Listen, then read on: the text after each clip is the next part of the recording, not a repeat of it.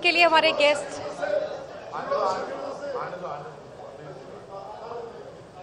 तो अगले सेशन के लिए हमारे गेस्ट स्टेज पर हमारे साथ हैं और तमाम मेहमानों से मैं गुजारिश करना चाहूंगी आप प्लीज अपने अपना स्थान ग्रहण कर लीजिए। प्रताप सिंह जी व्यस्तम स्केड्यूल से समय निकालकर हमारे लिए यहाँ पर उपस्थित हैं। शंखनाद करें क्या जी? तो हो जाए शंखनाद।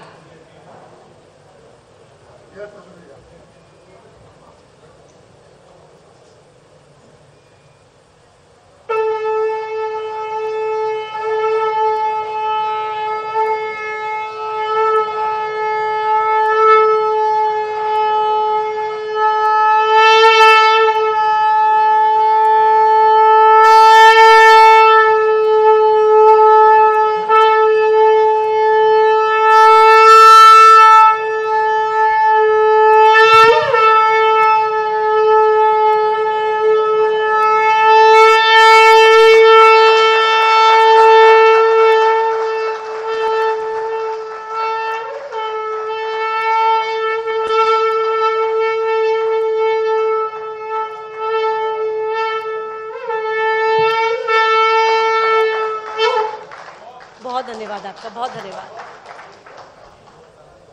राम या काम, ये है हमारे सेशन का नाम और हमारे साथ स्टेज पर हैं प्रताप सिंह खाचरियावास जी, जो आपके अपने ही जयपुर से सिविल लाइन से विधायक हैं, गहलोत सरकार में मंत्री हैं और अब एक बार फिर कांग्रेस के टिकट पर चुनावी मैदान में हैं। लेकिन इनका परिचय सिर्फ इतना ही नहीं है, बल्कि इनके परिचय में एक खास और चीज़ मैं ऐड करना चाहूँगी कि जहाँ भी जाते हैं बहुत बेबाकी से हर सवाल का जवाब देते हैं और आज इसी बेबाकी की उम्मीद हम प्रताप सिंह जी से कर रहे हैं। प्रताप जी, सीधा सवाल है, प्रदेश में किसकी लहर है, राम की या काम की? राम ही काम का आधार है, आप ये जानकर। राम की लहर तो पूरे ब्रह्मांड में चल रही है, तो राम की लहर कैसे रुक सकती है? जब राम की लहर चलती है तभी तो पूरी दुनिया चलती है, पूरे ब्रह्मांड के मालिक है राम। और राम और काम को अलग नहीं किया जा सकता। मर्यादा पुरुषोत्तम राम, जिनके लिए महात्मा गांधी ने क्या भजन गाया कि ईश्वर अल्लाह तेरो नाम, सबको सन्मति दे भगवान, चाहे गीता चाहे कुरान, सब में बसते राजा राम। राम कभी भेदभाव की आंखों से नहीं देखते। मेरे राम का चरित्र बहुत बड़ा है। मेरे राम नफरत नहीं करते, मेरे राम खून खराबा नहीं करते, मेरे राम दंगा फसाद नहीं करते। मेरे राम तो मर्यादा पुरुषोत्तम है। जो राम ऐसे हैं जिनसे तोता भी भरोसा करता है, मैना भी करती है, शेर भी करता है, सारे जीव जंतु ब्रह्मांड के मालिक राम है।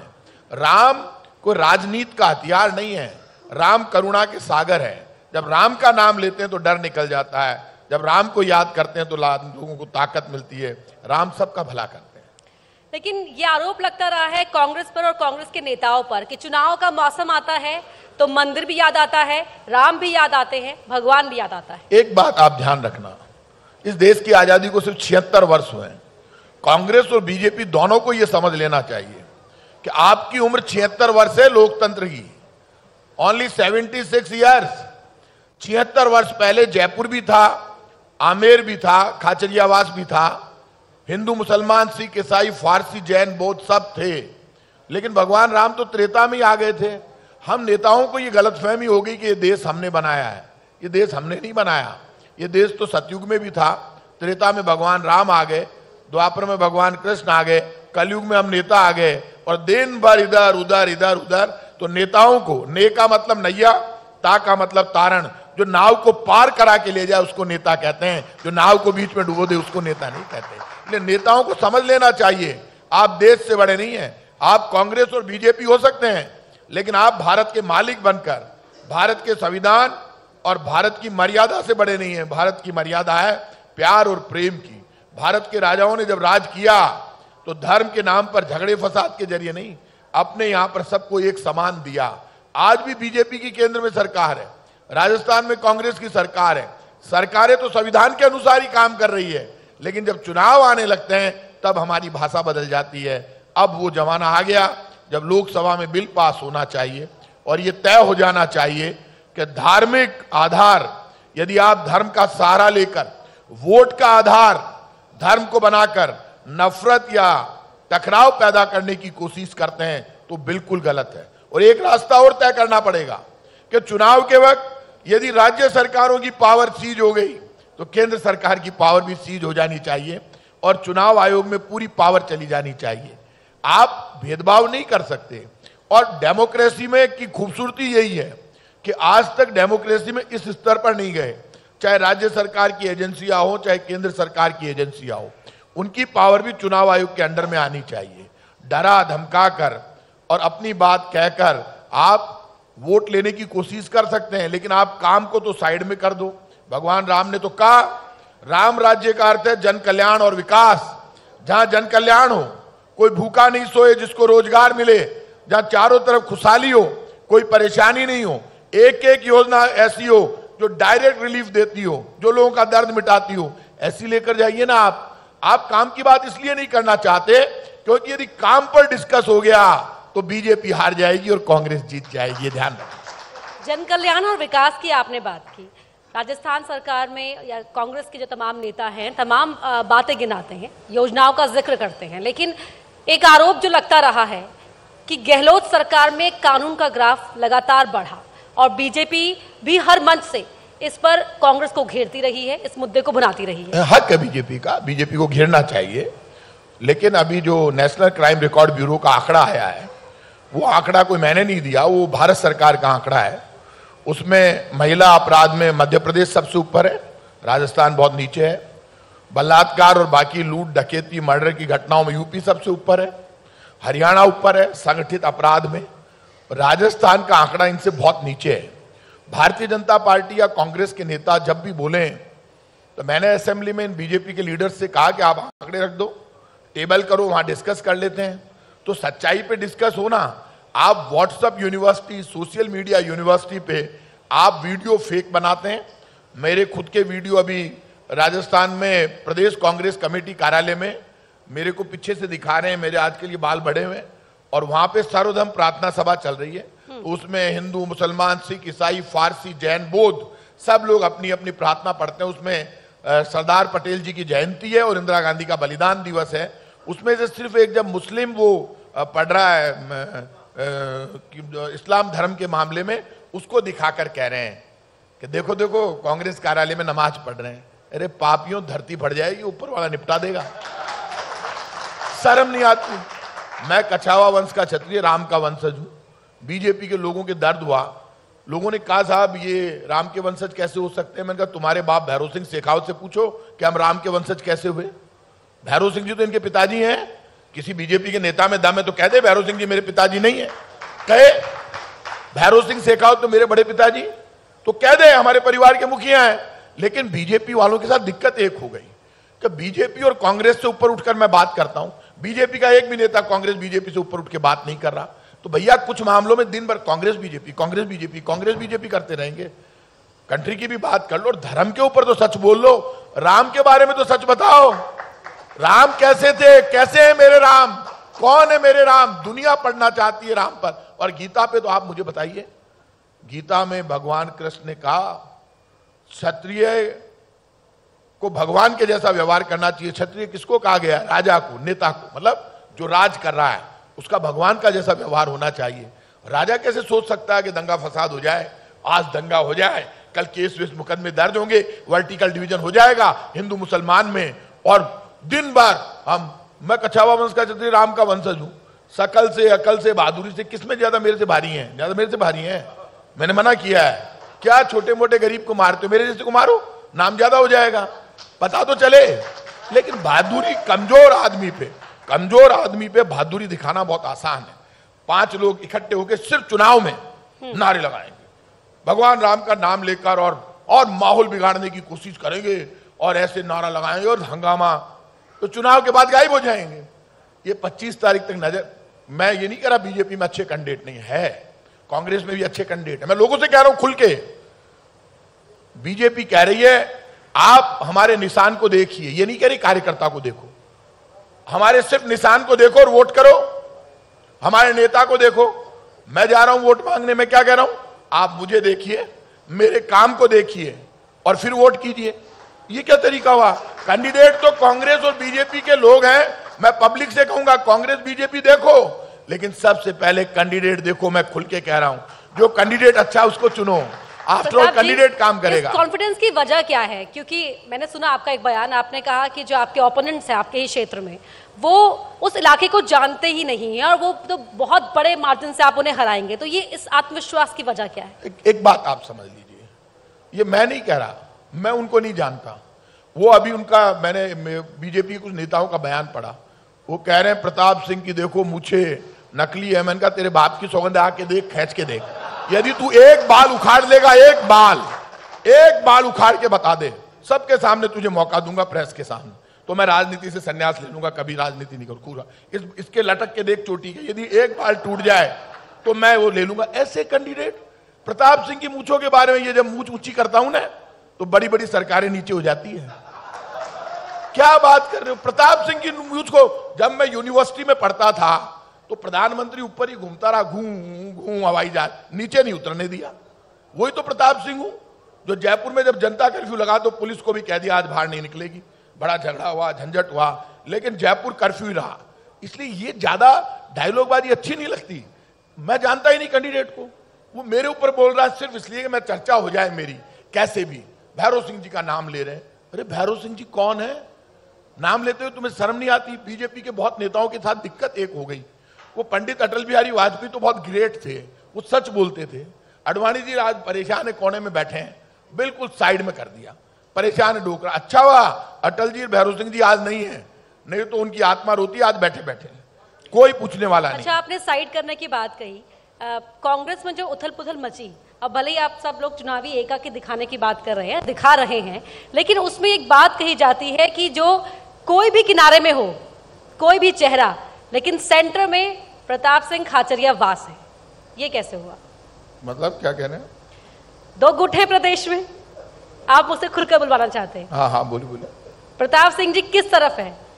प्रताप किस गुट की तरफ है? प्रताप सिंह खाचरिया आवाज व्यक्तियों के साथ नहीं है, कांग्रेस के साथ, ये ध्यान रखना। ये गलतफहमी किसी राजस्थान के नेता को नहीं होनी चाहिए कि मैं किसी नेता के साथ हूं। नेता कांग्रेस के साथ है। राहुल गांधी और सोनिया गांधी का बड़ा गुट है, वो भी उन्हीं के साथ है, मैं भी उन्हीं के साथ हूं। एक बात आप ध्यान रखना, सोनिया गांधी जी ने मुझे तब बुलाकर टिकट दिया इतने सम्मान से जब मैं अकेला था, और जब मेरी आवाज कमजोर पड़ रही थी तब उन्होंने मेरी आवाज को ताकत दी। मेरे बारे में लोग जानते हैं, जब लोगों की आवाज कमजोर होती है तो मैं खुद सड़क पर निकलता हूं, चाहे मेरा खून गिर जाए, लेकिन फिर मैं ये परवाह नहीं करता जनता के सम्मान के लिए कि सरकार कांग्रेस की या बीजेपी की। मैं कांग्रेस से भी लड़ लेता हूं और बीजेपी से भी लड़ लेता हूं। अभी जयपुर का मामला आया, उत्तर दक्षिण कर दिया जयपुर जिले को और कहा कि उत्तर दक्षिण होगा। मैं पहला आदमी, सरकार का प्रवक्ता भी हूं, और ये कांग्रेस की खूबसूरती है। मैंने खुल के कहा नहीं, जयपुर जयपुर रहेगा, और जयपुर जयपुर रहा। बहुत इश्यू जैसे आए, जब मैंने मिनिस्टर रहते हुए अपनी बात कही, तो मैं मेरी बात का धनी हूं। मैं, मेरे जहां जबान होती है, क्योंकि मैं वो ही हूं कि रघुकुल रीत सदा चली आई, प्राण जाए पर वचन न जाए। वचन की वैल्यू है, वचन से पीछे नहीं हटना। राजनीति में जरूरी नहीं है, जिस दिन राजनीति में स्वाभिमान मेरा मार दिया जाएगा और ये लगेगा मुझे कि मेरा स्वाभिमान खत्म हो रहा है, मैं राजनीति छोड़ के खाचरियावाद जाके खेती करना पसंद करूंगा। कोई जरूरी नहीं है राजनीति करना, जरूरी है राजनीति करे आदमी। प्रताप जी, अभी मैं एमपी से आ रही हूँ यहाँ सीधा। राजस्थान में भी हम टीम लगातार घूम रही है और हम एमपी में भी कवर कर रहे थे। लेकिन मैं आपसे एक बात यहाँ पर कहना चाहूंगी कि जब मैं जनता के बीच पहुंची, तमाम जो वहाँ के मुद्दे थे वो थे, लेकिन वहाँ एक बहुत बड़े वर्ग में आक्रोश राजस्थान की घटनाओं को लेकर भी था। वो लगातार राजस्थान की घटनाओं का हवाला दे रहे थे। क्या राजस्थान? सांप्रदायिक हिंसा को लेकर वो कांग्रेस पर हमले बोल। कब हुई सांप्रदायिक हिंसा? कि कांग्रेस की सरकार में वो सांप्रदायिक। अब आप सुन लीजिए, 5 साल में राजधानी जयपुर में एक भी दंगा नहीं हुआ, और बीजेपी के शासन में 5 वर्ष में 48 बार दंगे हुए जयपुर में। जयपुर में मैं खुद मिनिस्टर हूं, कैबिनेट मिनिस्टर हूं। मैंने खुलकर कहा, हिंदू हो, मुसलमान हो, सिख हो, ईसाई हो, जो भी गुंडागिर्दी करेगा, बदमाशी करेगा, जेल भेजेंगे। अभी तो बीजेपी के नेताओं की हालत है, अपने भाषणों में स्ट्रीट सीटर्स का नाम लेते हैं, गुंडों का नाम लेते हैं। हम जाते हैं तो माँ बहन बेटी सम्मान से देखती हैं, बच्चियां फोन कर देती है कि प्रताप सिंह आया हुआ, तो गुंडे साइड मार जाते हैं। राजा ऐसा होना चाहिए कि जब वो निकले तो गुंडे, बदमाश, लुच्चे, लफंगे साइड मार जाए, गायब हो जाए। ये क्या तरीका है? कानून व्यवस्था राजस्थान की कौन सी सांप्रदायिक दंगा ही नहीं हुआ। राजस्थान में राम जी की यात्रा निकली, रामनवमी को मैं खुद शामिल हुआ, सब शामिल हुए, आराम से निकल गई। हनुमान जयंती को निकली, आराम से निकल गई। आप मुझे बताइए कब सांप्रदायिक दंगा हुआ? पूरी कोशिश बीजेपी ने कर ली लेकिन दंगा नहीं हुआ। तो दंगा तो हुआ ही नहीं, तो दंगे तो बीजेपी के शासन में हुए। कानून व्यवस्था तो हमारी अच्छी है। अब आप चिल्ला चिल्ला कर रोज कहो देखो सांप्रदायिकता खराब है, कहां है? लोग आराम से जी रहे। राजस्थान की कानूनी व्यवस्था अच्छी है। आप रात को जयपुर में निकलना, आप देख लेना क्या हो रहा है। कुछ नहीं है, पूरे राजस्थान में आराम है। अब अपराधी तो सब जगह है। यहां अपराधी अपराध करता है तो उसका इलाज भी होता है। घटना हो जाती है, मैं कब कह रहा हूं नहीं होती, पूरे देश में होती है। कन्हैया लाल की हत्या को लेकर क्या कहेंगे?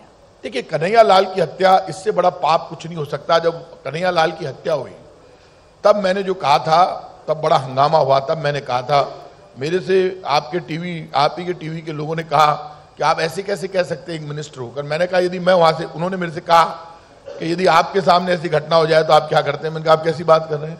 मैं यदि वहां से गुजर रहा होता तो मैं तो पागल हूं, मैं पक्का नीचे उतरता तो मैं ठोक के मार देता। तो बोले आप ऐसे कैसे कर सकते हैं? मैंने कहा आपका दिमाग तो ठीक है। एक व्यक्ति को 2 लोग मार रहे हैं, यदि मैं उसको बचाने की कोशिश करूंगा तो मैं भी मारा जाऊंगा। Offence is the best defence. मैं यदि उन पर अटैक करूंगा तो मैं दोनों को ठोक देता, वहीं ठोक देता तो वो मारे जाते तो कोई फर्क नहीं पड़ता। क्यों नहीं करता? उनको छोड़ दें, क्या बात करो, आपको मार देंगे। लड़ाई जब शुरू हो जाए तो लड़ना ही पड़ता है, नेतागिरी नहीं चलती। वहां मंत्री जी भाषण देने लग जाए, अरे लड़ो मत, बोले मंत्री जी को मारो पहले, तो मंत्री जी निपट जाएंगे। और लोग कहेंगे अरे यार ये प्रताप सिंह खाचरियावास ये राम का वंशज बनता है, लड़ ही नहीं पाया। लोग उम्मीद करते हैं कि यार ये है तो फिर लड़के भी दिखाए तो मौका लगेगा, उस दिन लड़ भी लेंगे। लड़ना नहीं आता क्या?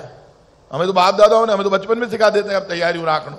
कोई मारबा आ जाए तो कोई बॉडीगार्ड बचाता है। जिस दिन मौत आएगी, इंदिरा जी को तो घर में बॉडीगार्ड ने मार दिया, क्या करें इंदिरा जी? जिस दिन आएगी उस दिन तो आएगी, मैं रोक लूंगा क्या? कोई पीछे से ठोक देगा। इसलिए आदमी को स्वाभिमान से रहना चाहिए। घटना हर गलत है, अपराध के लिए किसी के लिए कोई जगह नहीं। लेकिन पिछले 1 साल में 11% ग्राफ बढ़ा है आपराधिक घटनाओं का, और आप कह रहे हैं सांप्रदायिक घटनाएं नहीं हुई। आप मुझे ये बताइए सांप्रदायिक घटनाएं कहां हुई? आपको यही तो कह रहा हूं, सांप्रदायिक के किसी भी हिस्से में नहीं हुई। नहीं, राजस्थान की किसी भी घटना, जयपुर तक राजस्थान सीमित नहीं है ना? नहीं, पूरे राजस्थान में दंगे कहां हुए? दंगे में अंतर है। दंगे का मतलब होता है 2 समुदाय लड़ गए, हिंदू मुसलमान। बीजेपी ने पूरी कोशिश की, तारीफ के काबिल है। बीजेपी ने अपना पूरा काम, पूरी जान लड़ा दी, जान लड़ा दी दंगे कराने के लिए। बीजेपी कुछ नहीं, दंगा होना ही चाहिए, लेकिन हमने भी जान लड़ा दी। सोशल मीडिया का थोड़ा फायदा हमको भी तो होता है। बीजेपी पूरी कोशिश करती है और हमारा बयान आ जाता है बीच में। अब वो राम जी की यात्रा निकल रही, अब वो मेरे को धक्का मार देंगे तो मैं भी चला गया। हमारे लोग भी हैं वहां पे, तो मैं भी निकाल रहा था, मैं तो राम का बेटा हूं। अब बीजेपी वाले कहते हैं राम का वंशज क्यों कहते हैं? तू भी कहते, तेरे को मैंने मना किया है, मैंने जबान पे ताला लगाया, तू भी बोल मैं राम का वंशज हूं। तू है ही नहीं इसलिए तू बोल रहा नहीं है तो बोल। मेरी तरफ से परमिशन है सबको, सब बोलो हम राम के वंशज हैं। हम तो मना ही नहीं कर रहे, हम कह रहे हैं तो आपको तक मैं आज से मेरे बाप दादा भी कहते थे। अब बीजेपी वाले कह रहे हैं इन्होंने बाल क्यों बांध लिए? तो तेरा क्या जा रहा है बाल मेरे यार? तो अच्छा, आपने बाल बांधे क्यों ऐसे? कमाल हो गया, बताओ, बड़ी दिक्कत है। अरे हमारे बाप दादा तो पहले ही बांधते थे जी। मैं कोई पूजा कर रहा हूं जिसमें कैंची नहीं लगती। हमारे पंडित जी ने मुझे कहा, हमारे पंडित जी ने मुझे कहा कि मूछा यहाँ रखा करो, प्रताप नाम है धागो, तो मैं पहले यहाँ रखता था। मैंने बढ़ गई तो ये मेरे नीचे ऐसे घूम गई। अब वो बाल लंबे हो गए तो मैंने बांध दिए। पंडित जी से मेरी वाइफ ने पूछा आप कह रहे हो कैंची मत लगाओ, अब बाल इतने लंबे रखोगे क्या? तो उन्होंने कहा क्या करें? तो उन्होंने कहा चोटी बांध दो। चोटी तो रखवाई है मैंने, ये चोटी है मेरे, तो चोटी बांध दी। नहीं, कुछ खास मांगा है क्या भगवान से? अब वो बार चोटी खुले मत तो पड़ जाती, 3 तारीख को मालूम पड़ेगा। अच्छा, वापस चुनाव पे लौटते हैं। हालांकि जिस तरह से हम बात आपकी कॉन्फिडेंस की बात कर रहे हैं, लेकिन राजस्थान का रिवाज, अक्सर ये सवाल आपने सुना भी होगा कि रोटी पलटने का दौर होता है। यहाँ 5 साल में जो आवाम है वो चेंज कर देती है अपनी गवर्नमेंट। इस बार ये रिवाज क्यों नहीं बदल रहा है, या सरकार क्यों नहीं बदलेगी? क्या है इसके पीछे ऐसा कारण? क्या दिया है आपने प्रदेश की जनता को? आप एक बात मान लेना, राजस्थान एकमात्र ऐसा स्टेट है जहां पे राइट टू हेल्थ लागू हुआ है। अशोक गहलोत की सरकार में सबसे बड़ी बात यह है, कांग्रेस की सरकार में, जो हम इलाज का मॉडल लाए, 25 लाख तक का इलाज फ्री और राइट टू हेल्थ अधिकार मिल गया, ये बहुत बड़ी बात है। ओपीएस लागू हो गया कर्मचारियों के लिए, बहुत बड़ी बात है। एकमात्र सरकार जो 1 करोड़ लोगों को बुजुर्ग, विकलांग, विधवा पेंशन देती है। मिनिमम 1000 रुपए पेंशन है, मिनिमम। लोगों की आंख में चमक है। जो भूखा है ना, भूखा, वो रोटी की कीमत जानता है। एक जो प्यासा है वो पानी की कीमत जानता है। और आज मैं आपसे कह रहा हूं न्यूज 18 पे, इस समाज में 2 तरह के लोग हैं। एक सुबह सुबह उठते हैं, यार ज्यादा हो गया, चल दौड़ लगा। दो तरह के लोग, एक पेट कम करने के लिए दौड़ रहा है, लेकिन एक दूसरा है जो रोज सुबह उठता है, खुद के पेट की तरफ नहीं देखता, अपने बच्चों के पेट की तरफ देखता है, 4 बजे उठता है, सुबह से लेकर रात तक दौड़ता है उनका पेट भरने के लिए। आप मुझे बताइए, एक पेट कम करने के लिए दौड़ रहा है, एक खुद के परिवार का पेट भरने के लिए दौड़ रहा है, दोनों दौड़ रहे हैं, तो ज्यादा चिंता तो उसकी करनी पड़ेगी ना जो पेट भरने के लिए दौड़ रहा है। कोई गुनाह कर दिया? आप कह रहे हैं कि कांग्रेस रेवड़ी बांट रही है, तो हम तो रेवड़ी बांट रहे हैं, रेवड़ी तो मीठी होती है। आपको तकलीफ हो रही है तो आप कह दो हम बंद करेंगे रेवड़ी सारी की सारी। और इतिहास में सुन लेना, यहां जो रिजल्ट है, बीजेपी ने अब की बार बहुत बढ़िया काम कर दिया। लास्ट में जो टिकट बांटे हैं ना बीजेपी ने, वो इतने बढ़िया बांटे हैं, साफ है मामला, साफ। एक आखिरी सवाल सर आपसे। आपको आज कह रहा हूं, बीजेपी का कार्यकर्ता, बीजेपी के नेता मेरे दोस्त हैं, मेरे को दुश्मन तोड़ना जी। मैं क्यों काई हो, बोले चिपनी चिपगी।